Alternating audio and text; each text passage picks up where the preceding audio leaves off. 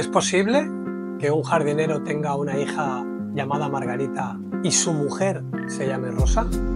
¿Se puede transformar el día D en el día H? Misterios que hoy vamos a resolver.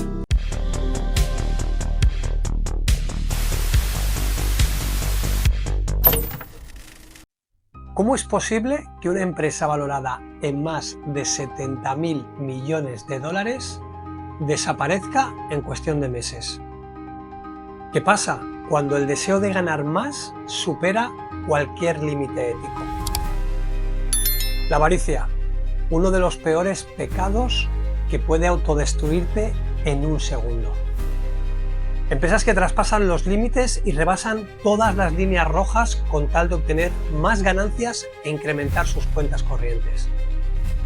Tarde o temprano, en algún momento de su ascenso imparable, encuentran una piedra en su camino. Unas veces ese tropiezo es puntual y pueden volver a levantarse y continuar, no sin antes perder su prestigio y confianza. En ocasiones, la caída es de tan arriba y está cimentada en tal cantidad de mentiras que lleva irremediablemente al peor de los finales: la desaparición absoluta de todo un gigante corporativo mundial. Enron fue fundada en 1985 tras la fusión de dos empresas de energía en Estados Unidos. Pasó de ser una simple empresa de gas a convertirse en un coloso financiero. Su modelo de negocio estaba basado en el comercio de energía, contratos futuros y derivados financieros. En pocos años, Enron se convirtió en la séptima empresa más valiosa de América, con una cotización que superaba los 70.000 millones de dólares, y su CEO, Jeffrey Skilling, y su fundador, Ken Lay, eran considerados genios de las finanzas.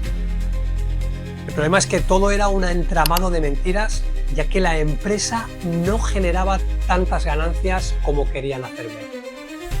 ¿Cómo lo hacían entonces?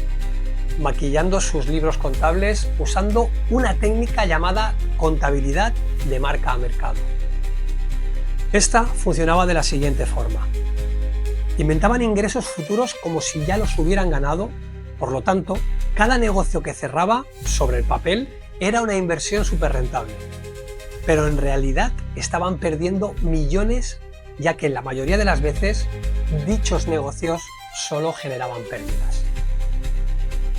Enron llegó a crear más de 3.000 entidades fantasma para tejer un entramado financiero tan complejo que nadie pudiera sospechar de las millonarias pérdidas que iban acumulando. Creaban empresas como rosquillas, unas veces para comprar partes a sus socios inversores como si fueran empresas totalmente independientes, otras para recibir suculentos préstamos y algunas para amortiguar el dinero en números rojos que no querían reflejar en sus propias cuentas. Todo eran grandes ganancias, todo lo que tocaban se convertía en éxito. Llegaron a llevarlo a tal extremo que se autodenominaban como la empresa más innovadora del mundo. Llegaron a ser nombrados con esa distinción por la prestigiosa revista Fortune durante 6 años seguidos antes de que llegara su colapso. Ver para creer. Me ha llamado la atención uno de sus proyectos. En 1993, Enron se alió con CalPERS, uno de los mayores fondos de pensiones de Estados Unidos, para crear un fondo de inversión llamado JEDI, Joint Energy Development Investments. La idea era simple: invertir en centrales eléctricas y proyectos energéticos generando beneficios para ambas partes. Durante años JEDI funcionó bien, pero en los pasillos de Enron la codicia empezaba a crecer. Quería quedarse con todo el control, pero había un problema: si compraban la parte de CalPERS tendrían que reflejar toda la deuda en sus saldos, y eso haría que su castillo de naipes se tambaleara. Para evitar que la deuda de JEDI apareciera en sus cuentas, Enron creó una nueva sociedad con un nombre también sacado de Star Wars: Chuco Investments. Esta se financió con dinero prestado de la propia Enron y su único propósito era fingir que era una empresa independiente mientras en realidad estaba bajo el control de ellos mismos. Con esta jugada lograron mantener miles de millones en deuda fuera de sus saldos mientras seguían inflando sus beneficios. Pero en realidad es que, lejos de la fuerza, lo que los movía era una avaricia descontrolada. Y al final, como en toda buena historia de la Guerra de las Galaxias, el lado oscuro acabó devorándolos. En 2001, un analista financiero descubrió que las cuentas de Enron no cuadraban. Comenzó una investigación que destapó el fraude y la empresa se vino abajo en cuestión de semanas. En noviembre de ese mismo año se declaró en bancarrota con una deuda de más de 31.000 millones de dólares. Más de 20.000 empleados perdieron sus empleos y sus ahorros de toda la vida. Jeffrey Skilling fue condenado a 24 años de prisión y Ken Lay murió antes del juicio, pero ya había sido condenado culpable. Enron es el mayor caso de fraude corporativo de la historia de Estados Unidos y un claro ejemplo de cómo la avaricia absoluta destruye incluso a los imperios más grandes. Hablemos ahora del famoso Dieselgate, una de las más conocidas estafas en el mundo automovilístico. Fundada en 1937 en Alemania, Volkswagen se convirtió en una de las compañías de automóviles más grandes del mundo. Con la fabricación de modelos tan icónicos como el Beetle, el Golf o el Passat, lograron posicionarse como un referente en el sector global, llegando a convertirse en el 2008 como la empresa más valiosa del país. 7 años más tarde, estaba vendiendo en el mercado más de 10 millones de coches al año y su gran objetivo era ser el mayor fabricante del mundo, superando así a su principal competidor, la japonesa Toyota. Su objetivo era entrar de lleno en el mercado americano, donde los clientes quieren coches grandes, potentes y de gasolina económica. El diésel estaba mal visto en ese sector, además de que no cumplían con las exigentes normativas de emisiones. Y fue ahí donde entró su avaricia en estado puro. Si no podemos hacer que nuestros coches contaminen menos, hagamos que parezca que lo hacen. Una idea brillante.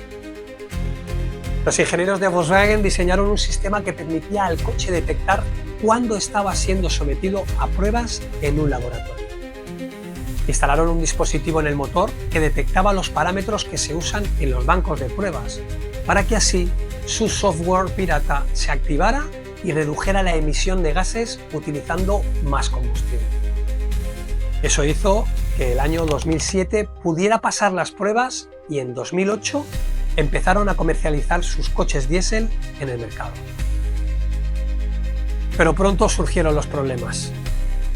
Los nuevos compradores empezaron a detectar fallos, ya que el programa a veces se activaba solo al no diferenciar si el automóvil estaba en un banco de pruebas o en conducción normal.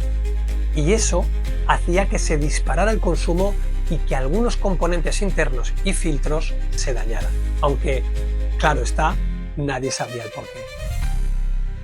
Se podría pensar que eso haría que la marca asumiría su error y pediría disculpas, pero no, todo lo contrario. Lo que hicieron fue rediseñar y actualizar tanto su avaricia como su software, añadiéndole parámetros más precisos como los movimientos y la posición del volante y el tiempo de aceleración. Si las ruedas delanteras giraban pero las traseras estaban quietas, como en una prueba de laboratorio, y otras tantas similares. Todo marchaba bien hasta que un pequeño grupo de la West Virginia University, que se dedicaba a realizar estudios comparativos, decidió comprobar lo eficiente y poco contaminantes que eran los motores diésel. Su intención nunca fue buscar ningún fraude o engaño, pero contaban con algo sumamente diferencial: dispositivos de medición portátiles. En dichas pruebas suele haber un margen entre las realizadas en un laboratorio y las hechas en carretera, debido a que hay agentes externos como la humedad, el tráfico, la temperatura o el estado del pavimento y demás factores que pueden incrementar hasta en 6 veces los resultados obtenidos en uno y otro test. La sorpresa fue cuando el aumento de contaminación en carretera era 40 veces superior a lo permitido. Esto hizo saltar todas las alarmas y después de la investigación se descubrió el engaño por parte de Volkswagen.